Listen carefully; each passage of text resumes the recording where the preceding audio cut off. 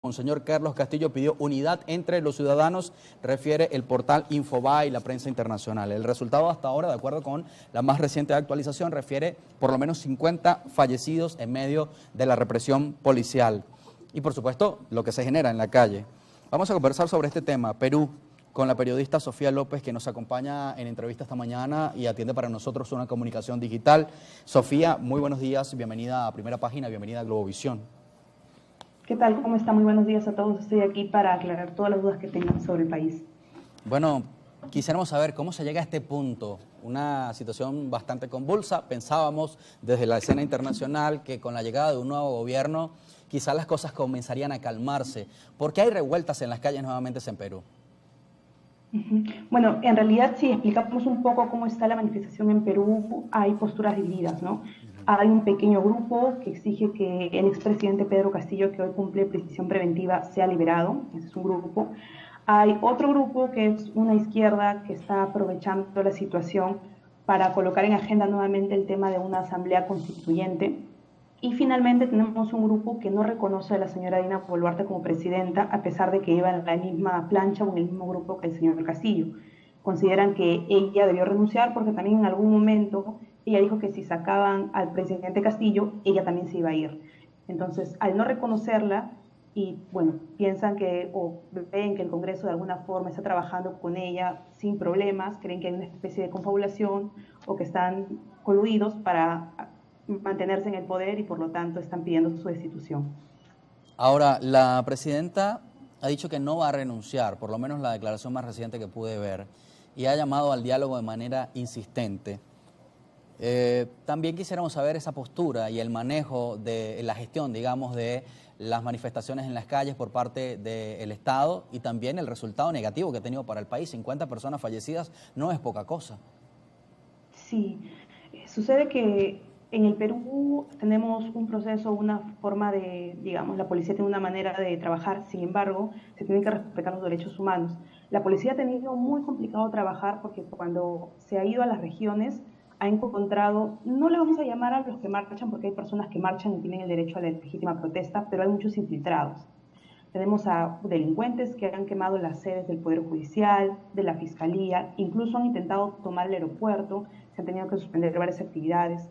Entonces, es cierto, hay 50 fallecidos. Justamente del reporte que tenemos hasta hace 12 horas, son 50 fallecidos, 41 han fallecido durante los enfrentamientos. Tenemos a 8 personas que han fallecido por accidentes y hechos vinculados a bloqueos. Tuvimos incluso un recién nacido que tenía un mal y no pudo llegar justamente al hospital por el bloqueo de las carreteras. Y tenemos un policía que fue calcinado, fue quemado vivo por manifestantes. Entonces, hemos tenido toda especie de convulsión y la policía no ha podido, digamos, manejar la situación. Hay muertes, lamentablemente, y no se ha podido llegar al diálogo y tampoco creo que se vaya a poder llegar porque en realidad ya hubo un grupo de la alta comisión del gobierno que ha viajado a regiones para poder solucionar o conversar. Sin embargo, en el viaje no han podido encontrar a nadie, a ningún representante, y en realidad las personas que están allá no quieren dialogar, ¿no? Esa es la situación que tenemos hasta el momento. ¿Cómo está generándose en este momento la situación en el interior del país? La prensa reporta que regiones sureñas como Arequipa, Apurímac, Ayacucho, el presidente decía que la violencia no se está generando desde el gobierno y la muestra de ello es que en Puno hay policías que están siendo heridos. ¿De dónde viene la violencia? ¿Es represión por parte de la fuerza pública o es violencia por parte de los manifestantes atacando a los policías, que también hemos visto resultados negativos para ellos? Claro, es que creo que es un tema en realidad de debate, no solamente para lo que nos encontramos en Perú, porque tenemos un lado que dice que la policía debe actuar, tienen un reglamento con las fuerzas del orden, y otro lado dice sí, pero ellos no deberían utilizar armas letales porque tenemos decesos. Claro, Pero la tuvimos un proporcionalidad, policía ¿no?, que se llama en estos casos. que fue atacado por una turba de más de 300 personas y su cuerpo fue encontrado calcinado al lado de su vehículo oficial. Entonces la pregunta es, ¿cómo se defienden estos policías ante estos ataques? Porque es cierto que hay manifestantes que han fallecido, la presidenta ha señalado y se lamentan las muertes, pero el origen o muchos de estos enfrentamientos que tenemos es porque hay infiltrados. En las marchas ya se han reportado y se han detenido personas vinculadas al terrorismo. Entonces, estas personas son los que asusan los que dan las órdenes se organizan, sin embargo no están al frente. Muchas veces las personas que marchan, que realmente quieren cambios o que realmente están pidiendo la destitución de la señora Boluarte porque no están conformes con que ella haya asumido, son los que principalmente son afectados, ¿no? Hemos visto padres en los exteriores de los hospitales por sus hijos heridos, pero sin embargo los que lideran los rostros de estas protestas pues no aparecen al frente, ¿no? Son los que están vinculados ya con el terrorismo, que la policía puede identificar en realidad a muchos de ellos. Ahora, llama la atención que en las regiones que mencionábamos como Arequipa, Ayacucho, Cusco, Puno, la denominada Sierra Sur de Perú, donde abunda una población bastante humilde, que está dedicada mayoritariamente a la agricultura, según lo que pudimos leer, y que vieron en Pedro Castillo una representación suya, alguien del pueblo ejerciendo la presidencia, es donde también se han generado manifestaciones. ¿Por qué esa contradicción y cuáles son las exigencias de la población, más allá de decir que se vaya la presidenta Boluarte? Sí, es que como mencionaba antes también, las manifestaciones o los causas de las manifestaciones en realidad son diversas.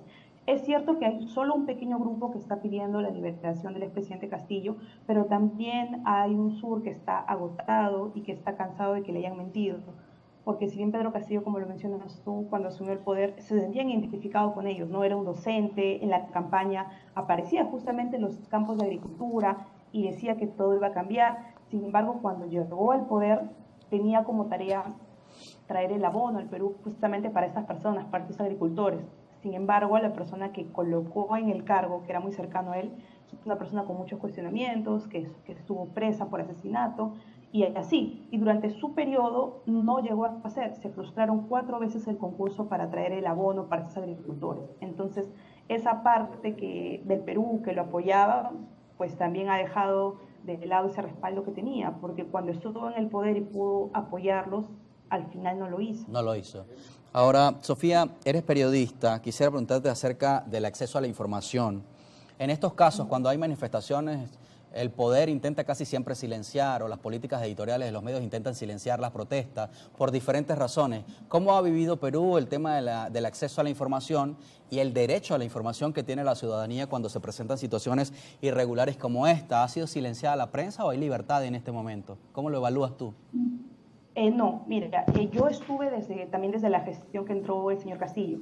Cuando él estaba al frente, no había conferencias de prensa, no daba entrevista a los medios, sus ministros no declaraban, el acceso a la información era muy limitado, se reportaron agresiones también a periodistas, no se nos permitía hacer el trabajo.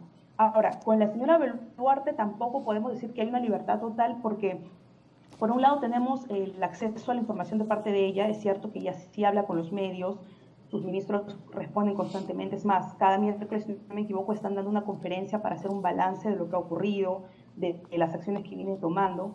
Y con respecto a la cifra de los fallecidos, sí, el Ministerio de Salud, por ejemplo, la Defensoría del Pueblo, las cifras que te he dado hace un momento de la Defensoría del Pueblo son actualizadas, ¿no? Entonces, sí tenemos, por un lado, tenemos ese acceso a información y esa libertad de informar, porque en los medios en Perú sí se está reportando, en los portales, en los impresos, en la televisión, el caso de los fallecidos, y con esto sí es un punto. Pero por otro lado, hemos tenido también registros de agresiones a periodistas de parte de policías, principalmente periodistas que están cubriendo en regiones. Muchos de ellos están tratando de reportar la agresión que se da tal vez desde la policía hacia los manifestantes, y es ahí cuando hemos tenido reportes de algunos de ellos que han sido retirados. Incluso tuvimos un fotógrafo que es peruano, pero trabaja por una agencia internacional, que fue herido en la pierna.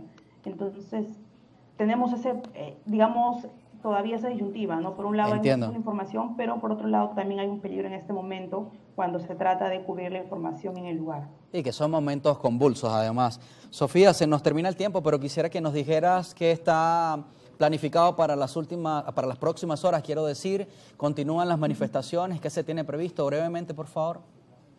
Sí, las manifestaciones continúan, sin embargo, hoy es un día clave porque se tiene previsto al menos que venga un grupo de 50.000 aymaras de parte de una región hacia Lima, porque ellos se quieren quedar aquí y dicen que se van a quedar hasta que Dina Boluarte renuncie al cargo, y mientras tanto van a ser financiados o van a mantener sus cosas de parte de las personas de su región. Así como ellos, mañana también. Durante toda esta semana será clave porque van a venir distintas organizaciones, grupos, para realizar la famosa marcha que la han denominado la Marcha de los Cuatro Suyos, ¿no? Que busca mantenerse hasta que la señora Boluarte renuncie del cargo. Se nos terminó el tiempo, pero agradecemos que hayas tomado parte de tu agenda para atender a Globovisión. De acuerdo. Muy amable ustedes, gracias.